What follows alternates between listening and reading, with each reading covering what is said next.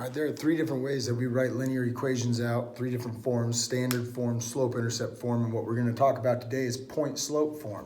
Point-slope form is exactly what it sounds like. It's when you're given a random point that the line on the graph would go through, as well as the slope. Now, sometimes what we really are looking for is that y-intercept. Our y-intercept is where we're crossing the y-axis, and the x value of a coordinate would have to be a 0, because when your x value is a 0, you're on the y-axis of a coordinate plane.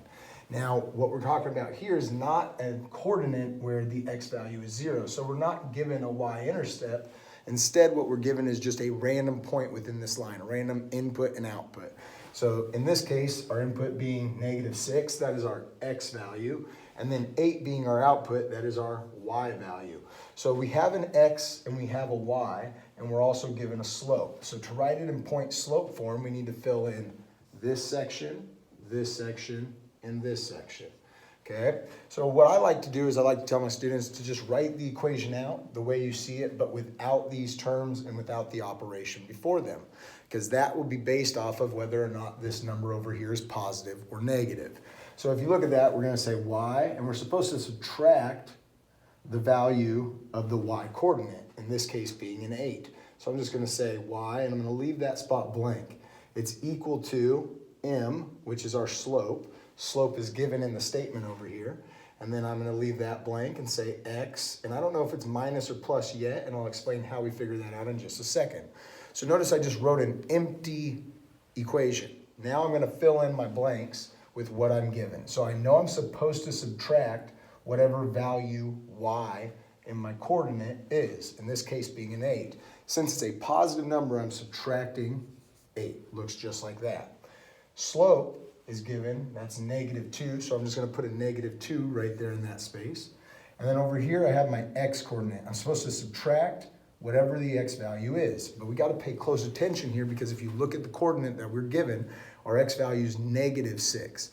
And in this case, when the value is a negative, this is not going to show like it does up here. It's actually going to change. It's going to be the opposite, because let me show you why. We are subtracting the value of -6. So if I put a -6 right there, we now have double negatives. And two negatives here are going to turn into a positive, an addition problem. So I like to just show my students that first. And once they get the hang of it, they're just going to realize, oh, it's a negative value, so it'll show as a plus sign. It's a positive value, so it remains a subtraction symbol in between them. So right here, I got double negatives. I'm going to just turn that into +6. And now we have an equation written out in point-slope form for the given information. Key thing to remember is point-slope form. Again, it's exactly what it sounds like. It's when you're given a slope as well as a random point. Not like slope-intercept form, when that point that you're looking for is the very specific 0 something. Because when you have 0 in for x, we know we're talking about a y-intercept. So if you're given 0 something, y-intercept is probably the way to go with that. But when you're given a random point like in this scenario, you can now put it into point-slope form. This could be helpful if you want to go and graph it. You're just going to go and plot the points, drop 2, run 1, like you would with any of the slope-intercept form equations you probably understand by now. And then we also want to know that we can take this equation here and we can convert it into slope-intercept form. So I'm going to show you the steps right now on how to do that. -2 times x will give me -2x. -2 times +6 would give me -12.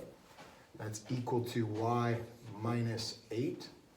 I'm going to push that term of -8 over by adding 8. Cancels, adding 8. That's going to leave me with y equals -2x. A -12 plus an 8 is going to give me a -4. I now know what my y-intercept is and where my line would cross the y-axis. Study hard and good luck on your upcoming test.